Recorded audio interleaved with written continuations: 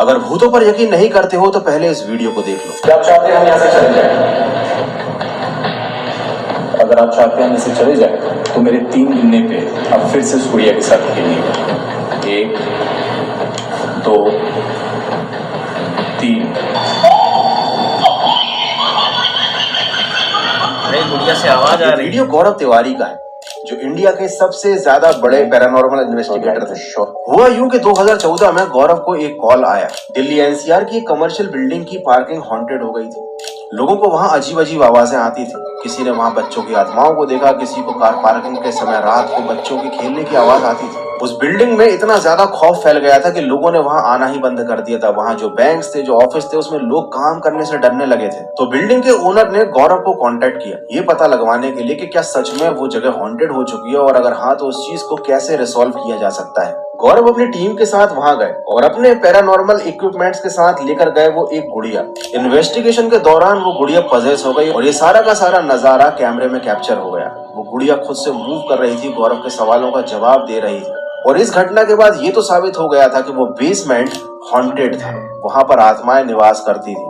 हालांकि गौरव ने अपनी इन्वेस्टिगेशन के दौरान उन आत्माओं से बात की और उनको मना लिया कि वो कभी भी किसी को इस जगह पर आगे से परेशान नहीं करेंगे। और यही सबसे बड़ी मिस्ट्री थी कि आखिर कैसे गौरव आत्माओं से बात कर लेते थे। और उससे भी ज्यादा बड़ी मिस्ट्री थी गौरव तिवारी की खुद की रहस्यमयी मौत, जिसका रहस्य आज तक नहीं सुलझा है। सोचो, आपको एक शादी में गाना गाने के लिए बुलाया जाए और बाद में आपको ये मालूम चले कि वो शादी में दूल्हा दुल्हन कोई इंसान नहीं बल्कि जिन्न है। ऐसा ही एक वाकया हुआ था कुवैत की मशहूर सिंगर नूरा तकाका के साथ, और ये घटना आज भी रूह कपा देती है।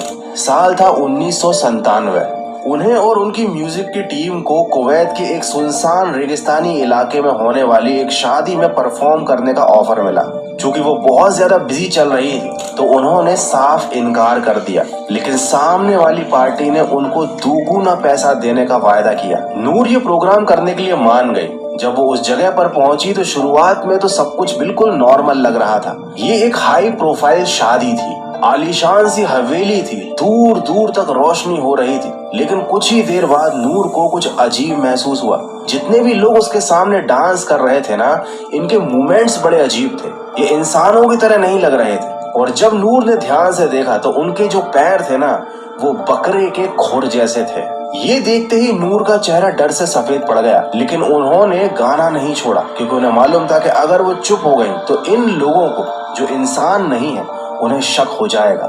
नूर ने प्रोग्राम जारी रखा।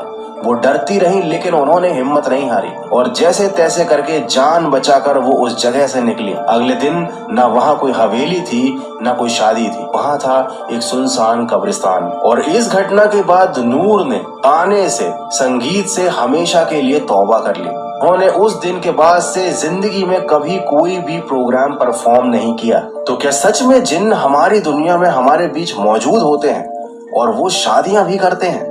अगर जिन की शादी में हम लोगों को इनवाइट किया जाए तो आप क्या करेंगे भाई?